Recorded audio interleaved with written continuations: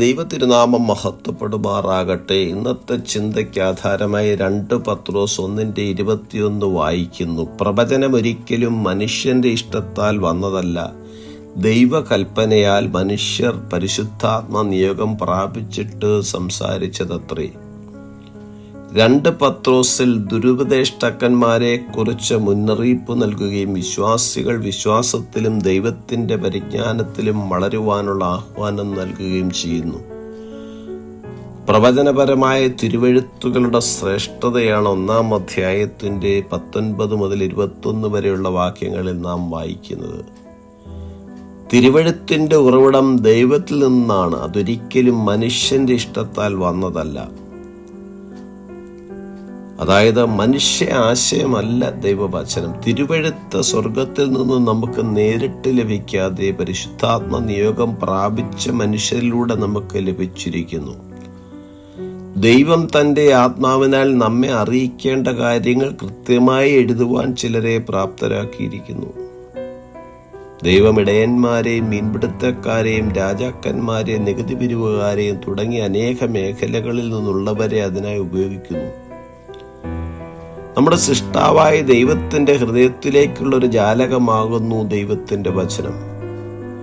സ്വർഗീയ തിരുവെഴുത്തുകൾ ഇരുണ്ട ലോകത്തിൽ തിളങ്ങുന്ന വെളിച്ചമായി പ്രകാശിക്കുന്നു.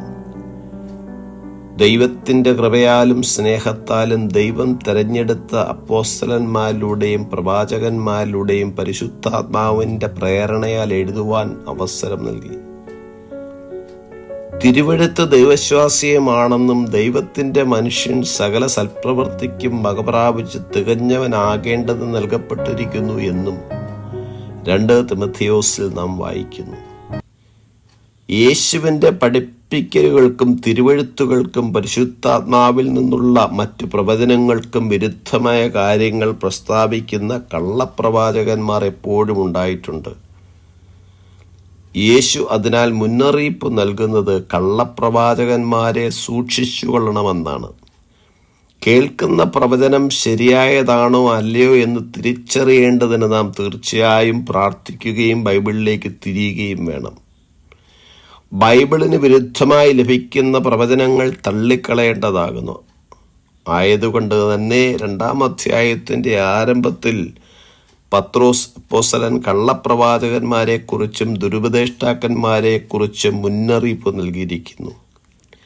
ദൈവകൽപ്പനയാൽ മനുഷ്യൻ പരിശുദ്ധാത്മ നിയോഗം പ്രാപിച്ച് സംസാരിച്ചിരിക്കുന്ന പ്രവചനം തിരിച്ചറിഞ്ഞത് സ്വീകരിക്കുവാൻ ഏവർക്കും ഇടയായി തീരട്ടെ. God bless us.